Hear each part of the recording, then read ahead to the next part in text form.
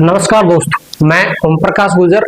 आज अपना चलेगा हिंदी व्याकरण का नेक्स्ट वीडियो। पिछले वीडियो में हमने उसके बारे में थोड़ा सा बेसिक डिटेल पढ़ा था कि हिंदी व्याकरण के बारे में हम क्या पढ़ने वाले हैं, उसकी चर्चा की थी। अब इसमें पढ़ेंगे हिंदी भाषा के व्याकरण के बारे में। हिंदी के प्रकार कौन कौन से हैं, जैसे बिहारी हिंदी बोलते हैं तो उसमें जैसे कोई शब्द होता है, कोई वाक्य होता है, उसको कैसे बोला, यानी कि उच्चारण अलग अलग क्षेत्रों में अलग अलग किया जाता है, उसके बारे में हम पढ़ेंगे। जैसे मैंने कोई उदाहरण बोला कि अपने स्थानीय राजस्थानी स्थानीय भाषा में, अरे कट जाए छोरा सैलरी आ गया तेरा, तो वहां पर जो बिहारी जो है वो क्या बोलेंगे, का हो रहा है बबुआ, हमारा सैलरी आ गया है। यानी कि इसका उच्चारण थोड़ा अलग प्रकार से किया जाता है। तो इन प्रकारों के बारे में पढ़ेंगे। बोली और भाषा क्या होती है, दोनों के बारे में पढ़ेंगे। तो अब इसको आगे बढ़ाएंगे चर्चा को और शुरू करते हैं अपनी नेक्स्ट वीडियो। चैनल के ऊपर पहली बार जुड़ रहे हैं तो सब्सक्राइब कर लेना और वीडियो को कर देना लाइक। इसकी पीडीएफ आपको टेलीग्राम के ऊपर मिल जाती है, PYQs करवाए जाते हैं उनकी। इसका सिस्टम अभी है नहीं है, आवाज को थोड़ा इंक्रीज कर लेना, बढ़ा लेना, कच कच की आवाज आ रही होगी शुरू में, तो ये डुप्लीकेट जरा माइक है, सही कर देंगे इसको बाद में। शुरू करते हैं। देखिए अपना जो, अब मैं थोड़ा धीरे बोलता हूँ, ऐसे धीरे बोलता हूँ। तो ये भाषा के प्रकार की अगर हम बात करें तो देखिए भाषा के प्रकार की बात करें तो भाषा कितने प्रकार की होती है। भाषा के प्रकार है किताब में, तो ये जो हिंदी व्याकरण चल रही है इसमें दो ही है, इस किताब में दो ही है, बाकी वैसे तीन होते हैं। जैसे मौखिक भाषा होती है, इसको हम लिखते भी रहेंगे साथ में समझते भी रहेंगे, ठीक है। बोलने से कुछ, समझाने से कुछ नहीं होता है, लिखता हुआ समझाऊंगा तो फिर थोड़ा फर्क बैठ रहेगा इसके लिए, ठीक है। तो वीडियो को लाइक कर देना और शुरू करते हैं। अब देखिए भाषा का जो प्रकार है, ये दो प्रकार की भाषाएं होती है। एक तो होती है कौन सी भाषा, यानी कि अपनी कोई सी भाषा हो, भाषा के प्रकार की बात कर रहे हैं तो एक तो होती है मौखिक भाषा,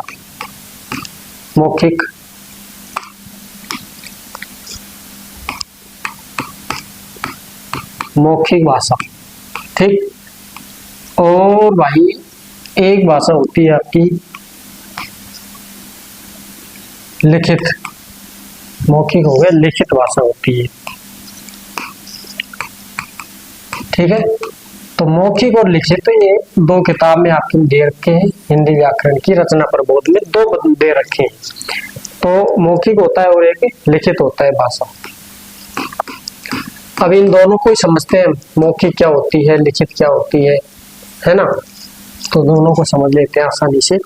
एक और प्रकार होता है जिसको हम बोलते हैं सांकेतिक, कि दो ही लिखवा दिया, तीन होते हैं वैसे तो, हाँ तीन ही होते हैं। ये सांकेतिक भाषा होती है, इसका तीसरा प्रकार होता है, लेकिन किताब में आपके दो ही दिया है, इसलिए मैं आपको वो करवा रहा हूँ दो। तो देखिए ये जो है मौखिक जो भाषा होती है, मौखिक का मतलब क्या होता है। मौखिक का मतलब होता है कि मैं जो बोल के समझा रहा हूँ ना, आपको बोल रहा हूँ जो आप समझ रहे हो। अब ये तो होती है कौन सी, मौखिक भाषा, जिसको हम समाज में परिवार के साथ रह करके उसको शुरू से, जन्म से लेकर के लास्ट तक सीखते रहते हैं, नए नए शब्दों को बोलते रहते हैं। बच्चों की लड़ाइयाँ झगड़े हो जाते हैं आपस में, एक दूसरे का मूड माथा फूट जाता है, तो वो बोली जबान के ऊपर ही होता है, बिना हाड की जीभ है, इसको कुछ बोल देंगे।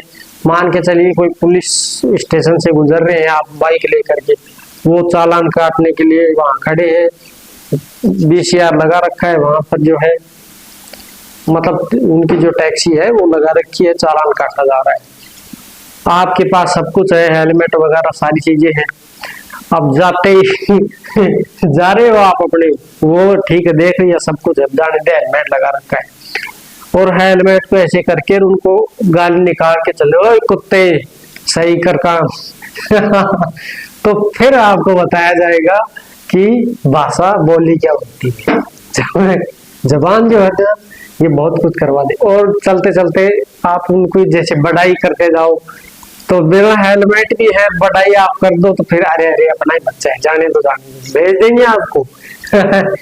है तो ये भाषा और बोली होती है जो आपको, इंसान को जो है ऊपर ले जाती है और नीचे भी गिरा देती है, ठीक है। तो इन जने अपनी थोड़ी जबान के ऊपर भी कंट्रोल करना जरूरी होता है। ठीक है, तो देखिए ये जो है ये मौखिक भाषा होती है और लिखित भाषा होती है, सांकेतिक भी होती है। जैसे मौखिक में हम बोल रहे हैं, आपको समझा रहे हैं, तो आपको समझ में आ रहा है एक एक पॉइंट। अब लिखित में क्या होता है कि जो बोल रहा हूं मैं उसको मान के चलिए लिपिबद्ध करना। लिपियां क्या होती हैं इनको हम आगे पढ़ेंगे। उसको लिपिबद्ध यानी लिखना, चाहे वो कागज के ऊपर लिखो, पत्थर के ऊपर लिखो, धातु के ऊपर लिखो, पेड़ के ऊपर लिखो, मिट्टी के ऊपर लिखो, किसी के ऊपर भी लिखो, लेकिन उसको लिपिबद्ध करना, उनको लिखना क्या कहलाता है, वो लिखित भाषा होती है। इसकी लिपियां होती हैं। और जो मौखिक भाषा होती है इसकी जो है भाषा के यानी कि उसके टाइप्स होते हैं, प्रकार होते हैं। कोई का उच्चारण कैसे किया जाता है, किसी का उच्चारण कैसे किया जाता है, मैंने अभी थोड़ी देर पहले फर्स्ट में आपको यही बताया है। तो जो मौखिक है ना, मौखिक ये इसको सीखा कहाँ से जाता है, मौखिक को कहाँ से सीखा जाता है। मौखिक जो है ये परिवार और समाज के द्वारा संप्रेषण के माध्यम से इसको सीखा जाता है। संप्रेषण क्या होता है, अब संप्रेषण का चक्कर पड़ेगा। संप्रेषण सीखो, देखो संप्रेषण का मतलब होता है कि दो व्यक्ति बात कर रहे हैं, एक व्यक्ति ये है और दूसरा व्यक्ति जो है वो ये है। अब ये अंग्रेज है, ये क्या है, अंग्रेज है, और यहाँ पर ये क्या है, ये जो है भारतीय है। अब भारतीय भी दूसरा इंग्लिश सीखा हुआ, ये इसको हिंदी नहीं आती है। अब ये हिंदी में इसको गालियां दे रहा है, ये हिंदी में क्या दे रहा है, गालियां दे रहा है। तो ये कर रहा है yes great great, you are very great, मतलब ये हिंदी में इसको गालियां दे रहा है। तो इसका मतलब संप्रेषण इसको समझ में इसके साथ संप्रेषण ठीक से नहीं हो पा रहा है। संप्रेषण का मतलब होता है कि आमने सामने दो व्यक्ति बात कर रहे हैं, एक दूसरे को दोनों बातें समझ में आ रही है, तो वो क्या होता है, संप्रेषण। यानी कि आप समझा रहे हैं, मैं आपको समझा रहा हूं और आपको ये चीजें समझ में आ रही है, तो वो क्या होता है, संप्रेषण होता है। ठीक है दोस्तों, तो ये संप्रेषण होता है। और जब इसको हिंदी समझ में ही नहीं आ रही है, इसको इंग्लिश आती है, भारतीय को इसको क्या आती है, इंग्लिश आती है, लेकिन अंग्रेज को हिंदी नहीं आती, जिसके कारण इसको गालियां दे रहा है, इसको समझ में नहीं आ रहा है। वरना अगर हिंदी आती तो हम अभी गुस्सालात हो जाते हैं। तो ये जो है संप्रेषण ठीक नहीं हो रहा है। इसका मतलब है कि दोनों आपस में समझ नहीं पा रहे हैं। ये तो समझ रहा है, इंग्लिश भी जानता है, ये हिंदी नहीं, ये नहीं समझ रहा है, तो इसका संप्रेषण ठीक नहीं है। ठीक है, ये होता है संप्रेषण। तो परिवार और समाज के साथ में ठीक से संप्रेषण करना, बातचीत करना, कहीं भाषण देना, उद्बोधन देना, तो वो सब किस में आ जाएंगे, मौखिक में आते हैं। ठीक है, लिखते रहिए आप इसको। ये देखिए समाज, सबसे पहले तो मौखिक में क्या आते हैं, जैसे बातचीत करना, और जो है भाषण देना, बोलना किसी को भी, ये सब किस में आते हैं, ये ध्वन्यात्मक होते हैं। क्या होते हैं, ध्वन्यात्मक, यानी कि ये ध्वनियां निकालते हैं, तो ये मौखिक है। और जो है ये सीखी कहाँ से जाती है, ये देखो परिवार और समाज के द्वारा इसको संप्रेषण के माध्यम से सीखा जाता है।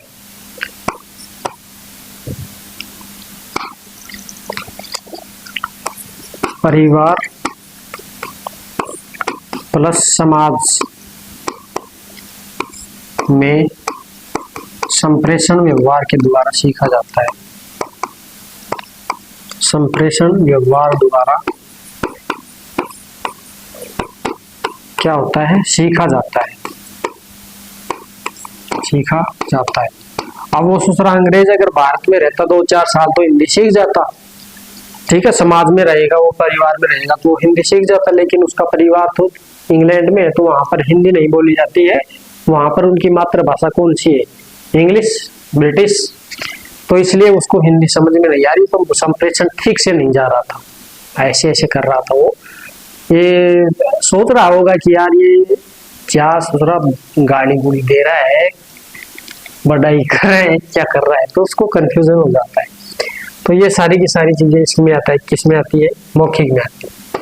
ठीक है। तो लिखित में क्या होता है, देखिए इसका जो प्रयोग है, इसका प्रयोग बोलकर किया जाता है। इसका जो प्रयोग है ये कैसे किया जाएगा, प्रयोग होगा जो इसका बोलकर किया जाएगा, ध्वन्यात्मक जिसको हम बोलते हैं, इसका प्रयोग बोलकर होगा।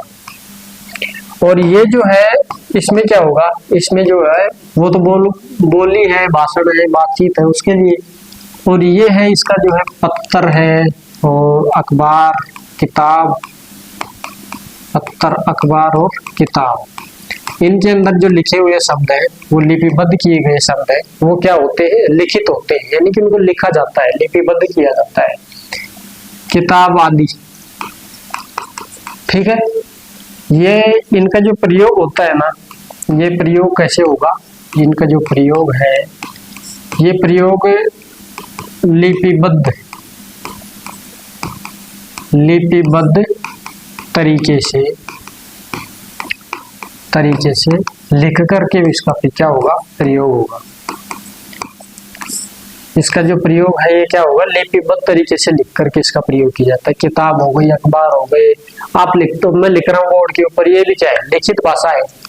और जो समझा रहा हूँ वो क्या है, मौखिक भाषा है। अब सांकेतिक भाषा की अगर बात करें तो पहले इसको कंप्लीट कर लेते हैं, फिर सांकेतिक को बताऊंगा मैं आपको। जो सांकेतिक अगर भाषा की बात करें, इसकी जो है लिखित भाषा की और बात करें तो ये सीखी कहाँ से जाती है।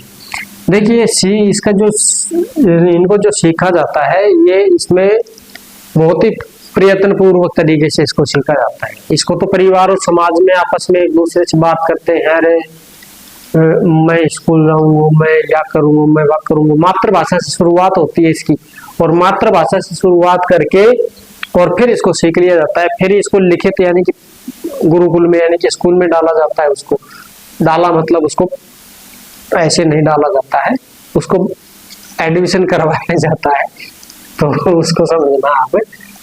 तो ये जो है ये क्या है, लिखित भाषा है। तो इसको प्रयत्न पूर्वक तरीके से इसको सीखा जाता है, प्रयत्न पूर्वक तरीके से, प्रयत्न पूर्वक तरीके से लिपि के सहारे से सीखा जाता है, तरीके से लिपि के माध्यम से इसको क्या किया जाता है, सीखा जाता है। लिपि के माध्यम से सीखा जाता है, माध्यम से सीखा जाता है, ठीक है। तो ये ऐसे सीखा जाता है। सांकेतिक में क्या होता है, अब ये तो हो गई, यही है बस। इसकी एक लिपि होती है, लिपिबद्ध या लिख करके इसको। अब संकेत की बात करें तो सांकेतिक भाषा जो होती है ना, सांकेतिक भाषा के अंदर क्या होता है, संकेत में बताया जिसको पानी पीना है वो बोल नहीं सकता, गूंगा है, बहरा है, सुन नहीं सकता, बोल नहीं सकता। अब उसके लिए तो वो फिर वो सीखना है तो उसको ब्रेल लिपि में जाना पड़ेगा, क्योंकि गूंगा ब्रेल में मतलब अंधा भी है, वो अंधा व्यक्ति होता है, उसको ब्रेल लिपि का ज्ञान करवाया जाता है। उसको ऐसे उसमें खड्डे होते हैं, उसमें दूसरे में ये ए है, ए का खड्डा बना दिया, बी का खड्डा, कै का खड्डा, खे का पुत्र, खे खरगोश, ऐसे, ठीक है। तो उसको ब्रेल लिपि यानी कि अंधा होता है, उसको ब्रेल लिपि। अब गूंगा बहरा है तो उसकी जो है मशीन कुछ लगाई जाती है, तो मतलब या हो सकता है वो परमानेंट थेटावी क्लेश कटा हुआ है, सुनाई नहीं दे रहा है बेचारे को, तो उसके लिए संकेत को प्रयोग में लाया जाता है। जैसे गूंगा है, बोल नहीं सकता, वो पानी पीना है उसको, तो पानी पिला दे मुझे, खाऊंगा मैं, रोटी खाऊंगा, कुछ भी खाऊंगा, जो दिख रहा है वो खाऊंगा। तो वो संकेत होते हैं। जैसे मैं किसी गूंगे बहरे को उसको सुनाई नहीं देता है, तो मैं बोलूं कि भाई इसको लिखना है, तो मैं उसको इशारा ही तो दूंगा, ओए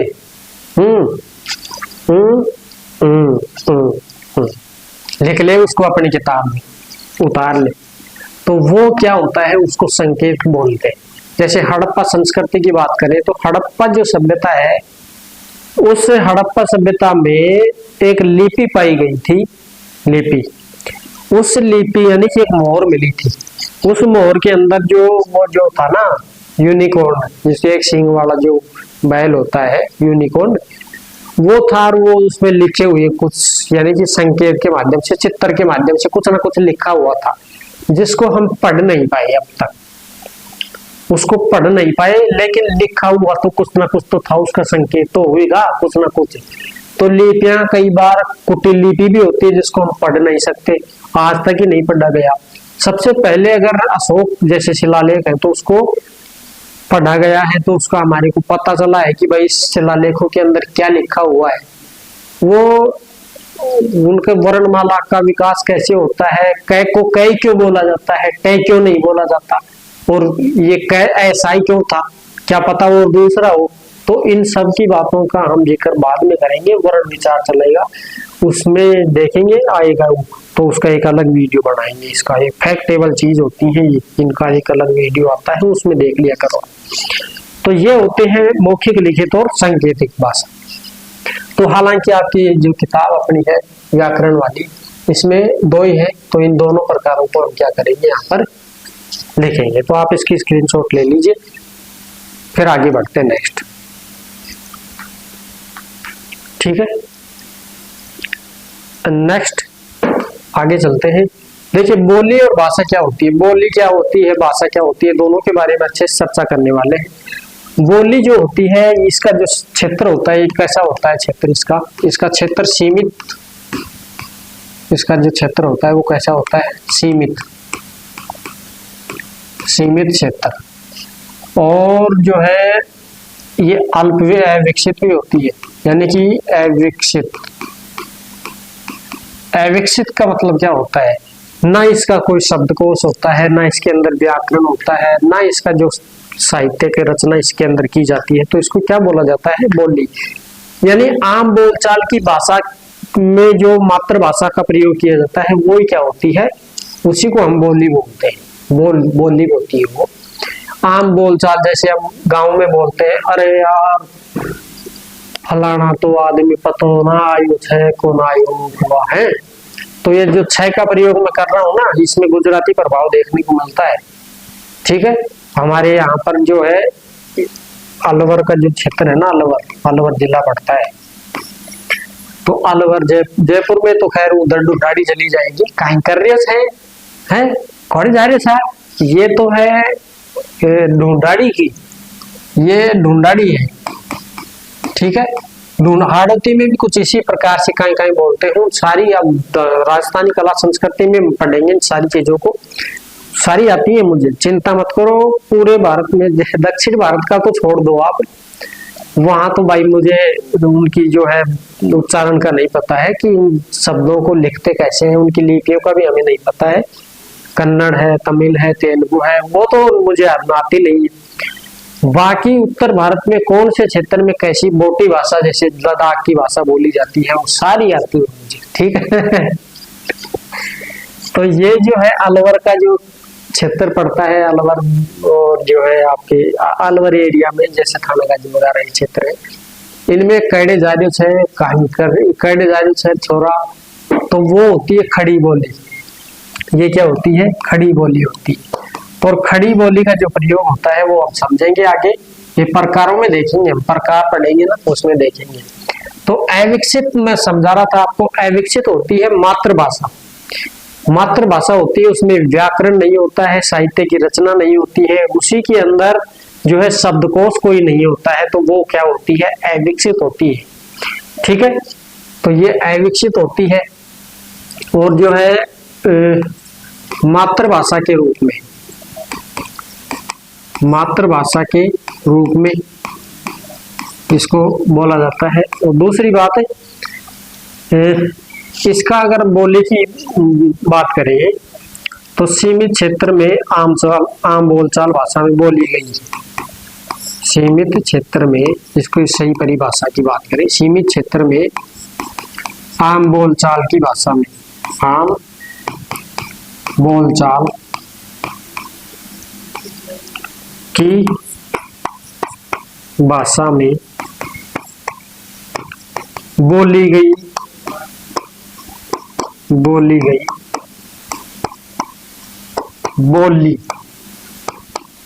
कहलाती है।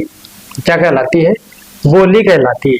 यानी कि उसका क्षेत्र भी छोटा सा की है, जैसे अलवर का जो क्षेत्र है इसमें जो बोली जाती है, अलवर के इधर जो है कोटपुतली बहरोड का जो इलाका है, इसमें खड़ी बोली बोली जाती है। अभी मैं बोल रहा था आपको, और कट जारी छर छोरा नू छर या छर बात छर खानदार कामदार, ये सब क्या है, ये खड़ी बोली में आते हैं। तो ये बोली है अपनी, इससे भाषा नहीं है, भाषा तो हिंदी है। और भाषा की अगर बात करें तो ये पूरा राजस्थानी क्षेत्र में बोली जाने वाली जो है ये राजस्थानी भाषा है। जबकि बोली की अगर बात करें तो मारवाड़ी है, मेवाड़ी है, ढूंढाड़ी है, मेवाती है, ये तो बोलियां हैं। और राजस्थान पूरे में बोली जाती है वो भाषा कौन सी है, राजस्थानी भाषा है। ठीक, अब मारवाड़ी कोई केंद्र में मान लिया गया है तो मारवाड़ी जो है राजस्थानी की लगभग मिलती है कुल मिलाकर के। ठीक ठीक, तो ये होती है क्या, बोली होती है। इनके अंदर जो है अपना व्याकरण छंद वगैरह कुछ नहीं होता है। तो इसके जो है व्याकरण और शब्दकोश और जो है साहित्य रचना, ये नहीं होते हैं। व्याकरण, साहित्य रचना और शब्दकोश इनके अंदर क्या नहीं होता है, उपस्थित नहीं होता है, डायरेक्ट ही होती है। और भाषा जो है ये क्या होती है, ये विकसित रूप होता है, यानी कि इसका जो क्षेत्र होता है ये क्षेत्र क्या होता है, विस्तृत होता है क्षेत्र। बताइए क्षेत्र क्या होता है, विस्तृत होता है। और दूसरी बात ये विकसित भी होती है, ये क्या होती है भाई, विकसित होती है। तो जो विकसित होती है तो मतलब इसके अंदर व्याकरण भी होगा, शब्दकोश भी होगा, और दूसरी बात करें तो इसके अंदर साहित्य की रचना भी की जाती है। तो यही क्या होती है, ये विकसित भाषा कहलाती है। जैसे हम बात करें इसके अंदर व्याकरण, साहित्य रचना, इसको जूम कर लेना भाई थोड़ा स्क्रीन को, ठीक है, और शब्दकोश, ये तीनों क्या होते हैं इसके अंदर उपस्थित होते हैं, यानी कि रहते हैं तीनों ही तीनों, ये तीनों ही होते हैं इसमें। ठीक है, इसमें नहीं होते हैं, इसमें होते हैं।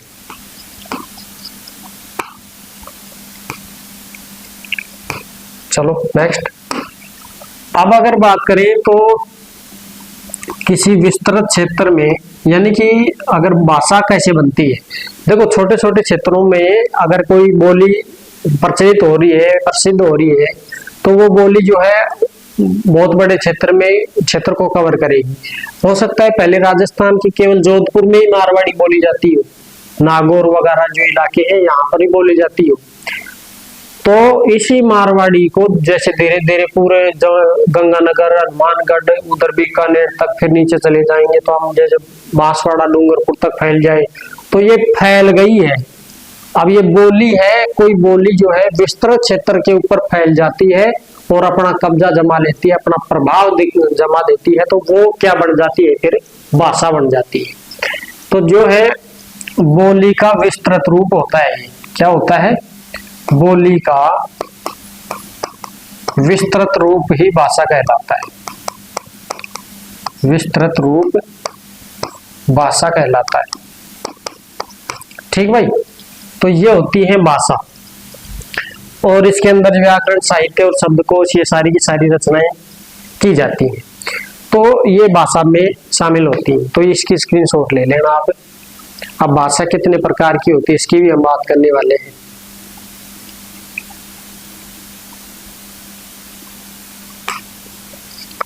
हिंदी व्याकरण क्या होती है, हिंदी व्याकरण की अगर हम बात करें तो व्याकरण की बात करें तो व्याकरण क्या होती है, व्याकरण जैसे किसी भाषा को सीखने का एक स्रोत होता है, एक माध्यम होता है, कि उसकी जो है कि किताब होती है जिसको हम शास्त्र बोलते हैं। तो कोई भाषा अगर सीखनी होती है तो उसकी कुछ नियम होते हैं किताब के अंदर, उसी किताब को हम, शास्त्र को हम क्या बोलते हैं, व्याकरण बोलते हैं। जैसे कोई किसी को ब्राह्मी लिपि सीखनी है तो ब्राह्मी लिपि में जैसे कै को ये बोला जाएगा, कै को क्या बोला जाएगा, ये प्लस का चिन्ह होता है। अब इसको कै बोला जाता है, तो अब ये जो है इसको कै बोला जाए, ये कोई जरूरी है क्या, ये कैसे पता चला है भाई, मौर्य काल में क्या पता इसको टै बोला जाता हो, तो ये इनका पता कैसे चला इसको हम बाद में समझेंगे, वर्णमाला में चलेंगे ना, वर्ण विचारों में, तब हम समझेंगे। उसमें बीच में यानी कि उसको पूरा करके एक वीडियो बनाऊंगा मैं आपको फैक्ट का, इन सारी चीजों की चर्चा करने वाले हैं, फैक्टों को देखेंगे उसमें। तो जैसे किसी उसको सीखना है ब्राह्मी लिपि को या फिर कोई जो अन्य भाषा है अरबी भाषा को सीखना है, तो उसके लिए अरबी व्याकरण का होना जरूरी होता है। इसी प्रकार से हिंदी व्याकरण सीखना है तो हिंदी का व्याकरण की किताब होना जरूरी होती है। ठीक भाई, तो इसकी अगर हम परिभाषा की बात करें तो जो है किसी भाषा को जानने के लिए, किसी भाषा को जानने के लिए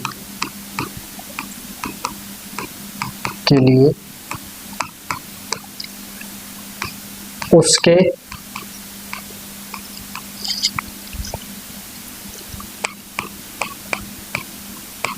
नियमबद्ध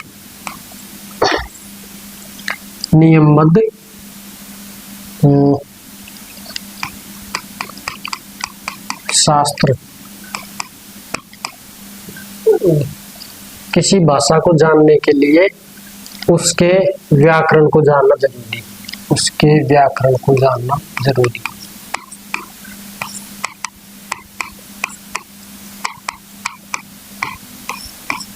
व्याकरण को जानना क्या होता है, जरूरी होता है। अब व्याकरण क्या होता है, व्याकरण को अगर हम पढ़ें तो व्याकरण क्या होता है, किसी भाषा का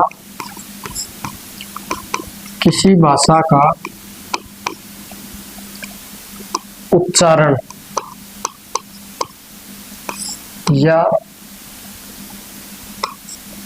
या शुद्ध लिखित रूप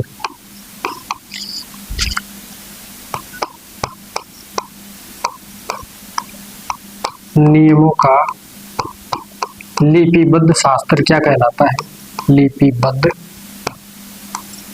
शास्त्र वो क्या होता है, व्याकरण होता है वो। यानी कि कोई भी भाषा है तो उसका उच्चारण कैसे किया जाए, उसका जो है शुद्ध लिखित रूप क्या होता है, उच्चारण और शुद्ध लिखित रूप क्या होता है, इनके जो नियम होते हैं, नियमावली दी होती है, वो लिपिबद्ध रहती है किताब के अंदर यानी शास्त्र के अंदर, तो उसी को हम क्या बोला जाता, उसी को हम क्या बोलते हैं, व्याकरण बोलते हैं। तो वो होता है व्याकरण। अब हिंदी का व्याकरण ससुरा उसको देखें तो हिंदी का व्याकरण क्या होता है, हिंदी का जो व्याकरण दिया गया है उसमें अगर हम बात करें तो हिंदी व्याकरण की बात करें तो उसमें क्या है, जैसे हिंदी भाषा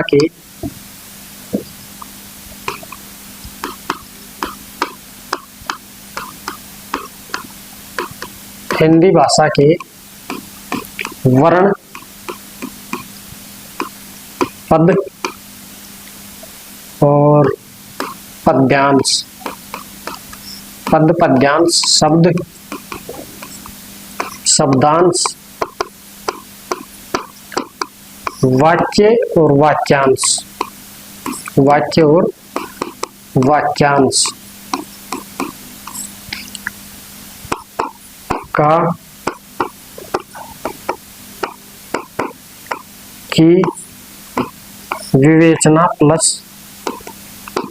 प्रकारों का वर्णन होता है, प्रकारों का वर्णन।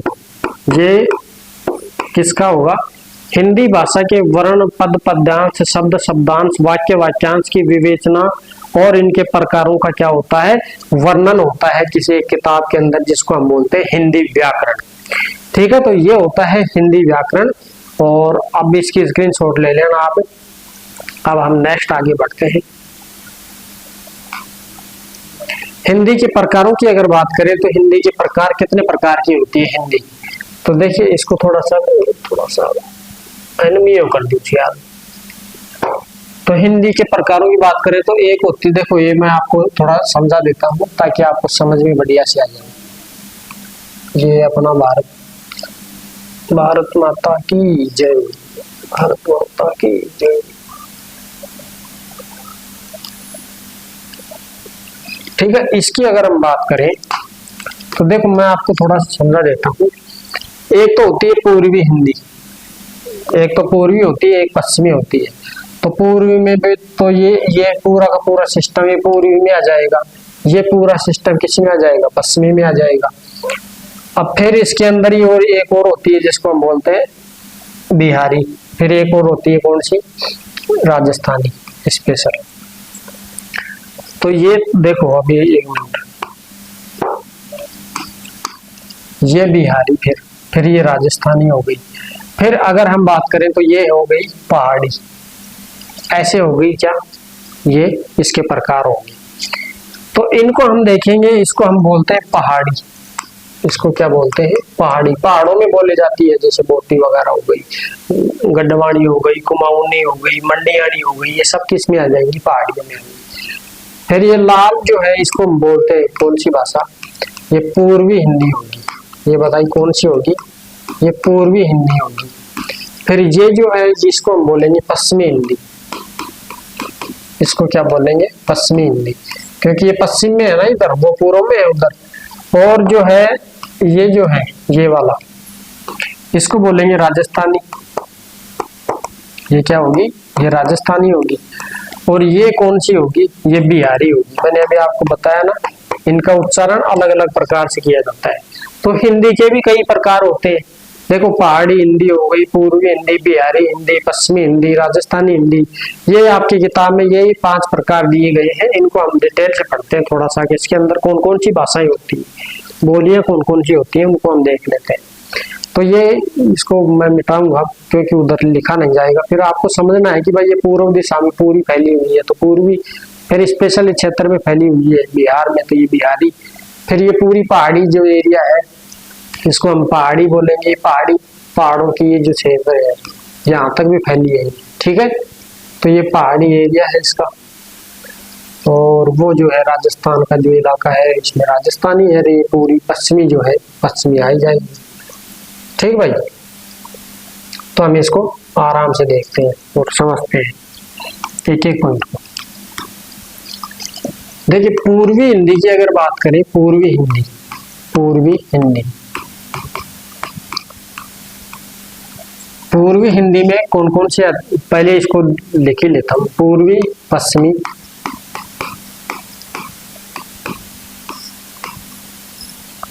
बिहारी, राजस्थानी, बिहारी, राजस्थानी और पहाड़ी, ठीक है। ये है इनके रूप हिंदी के। देखो पूर्वी हिंदी में अगर हम बात करें तो इसमें आ जाएगा कौन सा, एक तो आ जाएगा आपका जो है छत्तीसगढ़ी,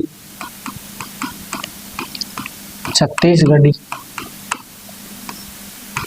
और एक हो जाएगा इसका मैथिली, मैथिली के अलावा बघेली। ये किस में आ जाएगा, ये पूर्वी हिंदी में। पश्चिमी हिंदी की अगर बात करें तो इसमें आ जाएगी एक तो ब्रज, एक अभी मैं बोल रहा था आपको, पर छोरा डट जाओ तेक थे यार, मानते सही कर लेवा दे। तो या छे अपनी के, मैं अभी जो बोल रही हूँ जो कौन सी भाषा छे, मैंने बोली जी खड़ी बोली या खड़ी बोली। वैसे बहरोड और कोटपुतली का जो इलाका है ना, इसको बोलते हैं खड़ी बोली। ये कौन सी बोली है, ये बोली है भाई खड़ी बोली, ठीक रहे। और वो ब्रज अलग है, वो उधर की ब्रज की जो है ना भरतपुर साइड की डीग वगैरह जो क्षेत्र है ना, वो उसको ब्रज बोली बोलते हैं। यानी कि वो उस बरसाना और गोवर्धन के आसपास की जो क्षेत्र है ना उसको बोलते हैं। अरे पूंछड़ी का लोटा है ना भरतपुर डी के टच में, पूंछड़ी का लोटा जो भरतपुर में घुस रहा है, तो पूंछड़ी का लोटा में ब्रज भाषा बोली जाती है, ये समझ लो, ठीक है। अब सोचा पूंछड़ी का लोटा ही नहीं पता है तो उसका क्या करें। एक परिक्रमा होती है जो भरतपुर में घुसती है, परिक्रमा गोवर्धन की। तो उस गोवर्धन की परिक्रमा में जो भरतपुर में घुस करके वापस उधर जाते हैं ना मथुरा की ओर, तो जहां भरतपुर में घुसा गया है तो उस कट को ही बोलते हैं पूंछड़ी का लोटा, ठीक है। वहां पर एक मंदिर होता है उसको बोलते हैं। तो ब्रज या यहाँ पूरे ब्रज क्षेत्र में ब्रज बोली जाती है। खड़ी बोली अभी मैंने आपको बताई दी। फिर होती है एक बांगरू। बांगरू को बोलते हैं हरियाणवी। कित जा रहे हो से हरियाणवी, ठीक है। तो ये बांगरू है, हरियाणवी है। इसके अलावा अगर हम बात करें तो जो है एक बुंदेली है इसमें, बुंदेलखंड जो छत्तीसगढ़, यो बुंदेली और बुंदेली के अलावा कन्नौजी, कन्नौजी भाषा भी है, कन्नौजी, ठीक है। कल्लाजी मत कर देना इसको, कन्नौजी है ये। तो ये बुंदेली है। मध्य प्रदेश के इधर जो इलाके है ना, ये विदिशा वगैरह हो गए, उधर यूपी के टच में आप जाओगे तो ये छतरपुर वतरपुर ये सारे उसके अंदर आ जाएगी। बुंदेली बोली जाती है वहां पर, बुंदेलखंड का इलाका है। फिर कन्नौजी, कन्नौज क्षेत्र में बोली जाती है। बिहारी के अंदर जो है एक तो है भोजपुरी प्रसिद्ध, भोजपुरी के अलावा मगही ही हो गई, मगही, ठीक है। और मैथिली, मैथिली तो हो ही गई इधर, ठीक है। छत्तीसगढ़ी, बघेली और पूर्वी हिंदी में मैथिली इसमें आ जाएगी, ठीक है। फिर राजस्थानी की बात करें तो मेवाड़ी, मेवाड़ी, मेवाती, मेवाती के अलावा मारवाड़ी, मारवाड़ी के अलावा मैं आपको बता दूं तो हाड़ौती, हाड़ौती क्षेत्र का हाड़ौती बोली जाती है। ढूंढाड़ी, ढूंढाड़ी, मालवी, ठीक, और बागड़ी, ये किसकी है? ये राजस्थान की बोली है। फिर पहाड़ी के अंदर अगर बात करें तो कुमाऊनी,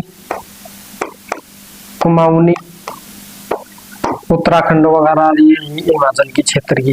फिर मंडियानी, मंडियानी, ठीक है। बोटी, बोटी भी बोली जाती है लद्दाख वगैरह क्षेत्रों में। मुंडियानी, कुमाऊनी और गढ़वाली भी होती है इसमें, गढ़वाली, ठीक है। तो ये कुछ बोलियां होती हैं जो यहाँ पर बोली जाती हैं। तो इनको आपको बड़े ध्यान से समझना है। अब जो है इनको, ये खत्म हो गया, अभी रुक जाओ, अभी नहीं हुआ है। ये जो है ना सारी की सारी हिंदी के प्रकार, इनको सबको मिला करके, सबको एक साथ मिला करके और इनसे, इनके मेल से, तो इनके मेल से क्या बना? इनके मेल से हिंदी बनी। बताओ क्या बनी? हिंदी का निर्माण, हिंदी का निर्माण। और इसी हिंदी को 14 सितंबर 1949 को भारत की राजभाषा घोषित किया गया। बताइए किसकी? भारत की राजभाषा इसको घोषित किया गया। और ये जो भाषा में उच्चारण के अंदर विविधता पाई जाती है, क्षेत्रीय विविधता होती है, वो भाषा के आधार पर क्षेत्रीय विविधता पाई जाती है। जैसे भोजपुरी, मगही वगैरह ये जो है ना बोलियां, तो इनके अंदर बिहारी टाइप का अंदाज होता है। फिर इधर आप जाओगे बुंदेलखंड के अंदर, इधर तो इधर बोल अलग टाइप का मिलता है आपको, ठीक है। तो मतलब इसमें अलग ही होता है। जैसे हाउ है, हाँ को बोलते हैं हाउ, हाउ ऐसे बोलते हैं इसको। तो ये कन्नौजी है, हरियाणवी, अलग अलग प्रकार होता है इनका। मेवाती में मेवाती बोली जाती है। फिर इधर मेवाड़ी, मारवाड़ी, हाड़ौती, ढूंढाड़ी, मालवी, बांगड़ी है, ठीक है। तो ये सब इसके क्या है? ये प्रकार पाए जाते हैं। तो इसको आप लिख भी सकते हैं कि क्षेत्रीय विभिन्नता के कारण क्षेत्रीय विविधता पाई जाती है। विविधता किसके अंदर पाई जाती है? उच्चारण में पाई जाती है। इसका जो उच्चारण होता है उसमें क्षेत्रीय विविधता पाई जाती है। इसका जो उच्चारण होगा वो क्या होगा? अलग अलग क्षेत्रों में अलग अलग होगा। तो इसलिए क्षेत्रीय विविधता क्या पाई जाती है? उच्चारण में पाई जाती है। इसके स्क्रीनशॉट ले लेना है आप।